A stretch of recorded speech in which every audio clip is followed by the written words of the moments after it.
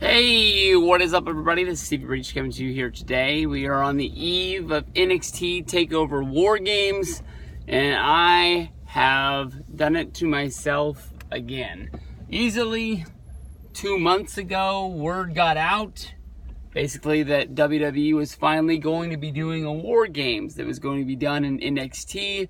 It was going to be Triple H's baby, and I swore to myself that I would not be the guy sitting there watching this episode of NXT TakeOver's pay-per-view special and not know what is going on. I can honestly tell you that I can never really think of an NXT TakeOver special that has ever really bored me, or I wasn't excited about, or it wasn't fun to watch.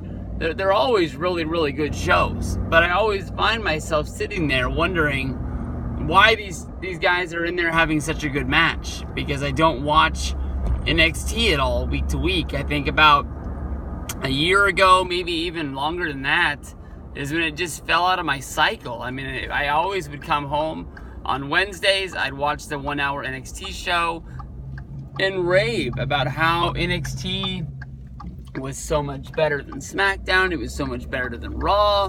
Wrestling on a 1 hour formatted television show is so much easier to watch, and I just haven't been able to get back into it. The most I've seen of NXT was I watched the Roderick Strong versus Adam Cole match. Those are two guys, from their time in Ring of Honor as well as in PWG that I've always really, really liked, and I don't know why I'm not giving them the attention now that they're in NXT. And most of the time, these guys are wrestling almost, every week or almost every other week on the WWE Network.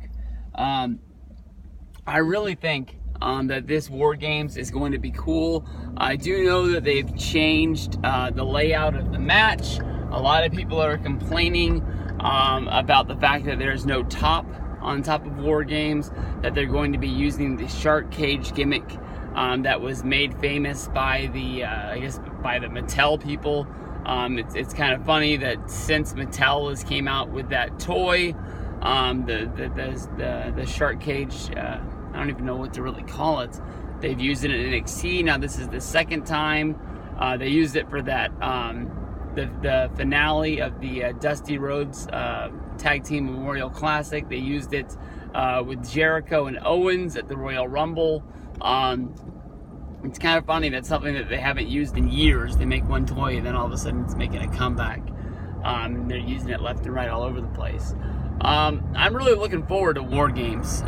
War Games, it became a little bit of a joke near the end, and this year, when War Games was announced that it was making its comeback, I did go on a little bit of a comeback, and I watched a bunch of the War Games. It was because of the Tony Schiavone podcast, What Happened When Monday. I watched the Monday Nitro edition where they brought back Russo's Revenge, and I watched War Games there, and I was like, man, why did I have to watch one, honestly, that was so bad? Why can't I go back and watch the good ones? And I think I watched like 95, 96, 97, and 98, I think is what I watched. And then I pressed my luck and I watched 94. And 94 was a match that honestly made no sense to me. It was Dusty, Dustin, and the Nasty Boys going up against Buckhouse Bunk, Terry Funk, and I honestly can't remember who else was in there, but it was like Robert Parker's gang of guys that he put in there, and I couldn't really tell what the match was about, why we were having War Games. They were sort of treating it like it was not like it was going to be Dusty's last match, but like it was definitely Dusty's last War Games is what they were treating it as, and it was.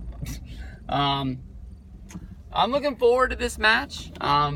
Honestly, I think that the three teams that they put in there, that's the other thing. They put 3 teams in there. That's a little weird to me. That's like going back and watching the, I think that would be the 98 edition of War Games, where it was the NWO Wolfpack, the NWO Hogan, And WCW, that's the one that has like Stevie Ray, the Ultimate Warrior. Diamond Dallas Page ends up getting the win, and that sets up the match at Halloween Havoc against Goldberg. Kevin Nash is in there. I think it's Lex Luger and Sting. I mean, it's just freaking weird, especially the fact that Hogan's in there fighting for a championship shot. He knows that the Warrior's going to be in the match, but the second the Warrior gets in there, he hightails it and finds a way to get out of the cage. That's where, of course, Warrior breaks out of the cage. He falls, and he hurts his leg. And that was kind of like the beginning of the end of Warrior and WCW. You'd have the Halloween Havoc match that next month, but it wasn't anything what we thought it was going to be.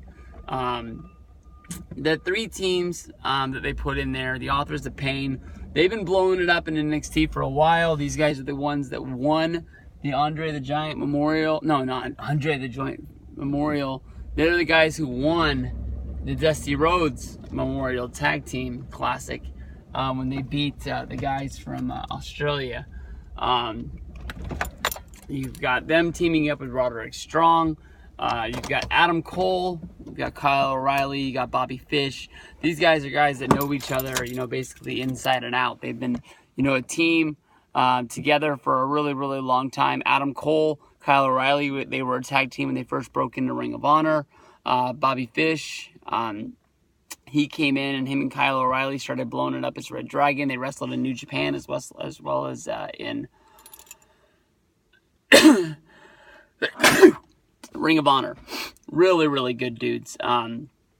I really like them, and them, being able to go up in there. I think that they're going to tear this match up. I think that basically, I'm not going to say they've been walking through this match, for the past month or anything like that, but I'm sure that they've gone through, they know the things they're going to have to do, and the people that are going to be in Houston, as well as the people watching on the WWE Network, are going to get a treat. This is going to be a really, really fun, really good match that I think is going to turn some heads and hopefully get my attention back into WWE. We've been waiting for War Games to come back for 20 years. Vince said he never wanted to do one. I'm looking forward to seeing what the entire show is like the Drew McIntyre match.